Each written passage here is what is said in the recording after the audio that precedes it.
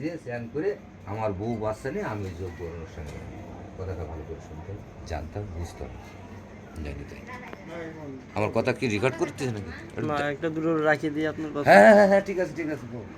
তখন নারদমুনি বাড়ি যেয়ে বলছে, ওগো শুনছো কি, তুমি কি যাবে? তাহলে ঠিক আছে, আমরা সকলেই যাই।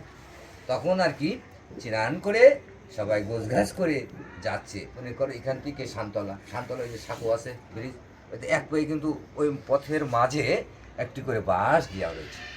সেখানে থাকলে তো সেখান থেকে বাচ্চা দুজনের দুজনের মানে একটা জিনিস আর 800টার মাথা জিনিস নেওয়ার পূর্বে তখন বলছে যে, দেখো আমরা তো এই নদীটা সাঁকো পারিনি, আমরা ওই পাশে গেলে ওই যোগ্যই আমরা যেতে পারছি।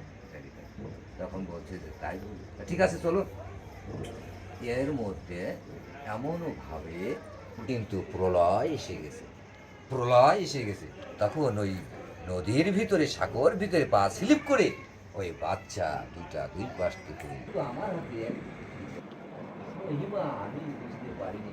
কৃষ্ণ ভগবান যে রথে চড়ে যুদ্ধর আঙ্গিনায় গেছিলেন, সেই রথে কপি ধ্বজ ধ্বজ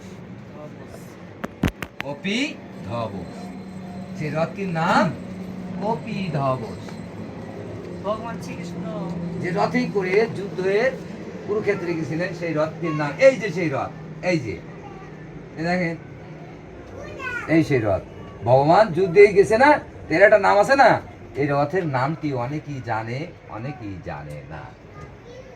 নাম হচ্ছে কি বলেন?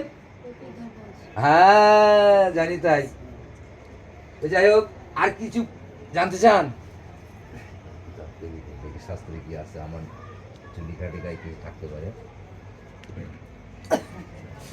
জানি তাই। বাবু তুমি ভুটিয়া করতেছো, এই যে কি বলছে গুরুদেবের বাক্যটা কি বলছে, ত্রিনাদপি সহিষ্যান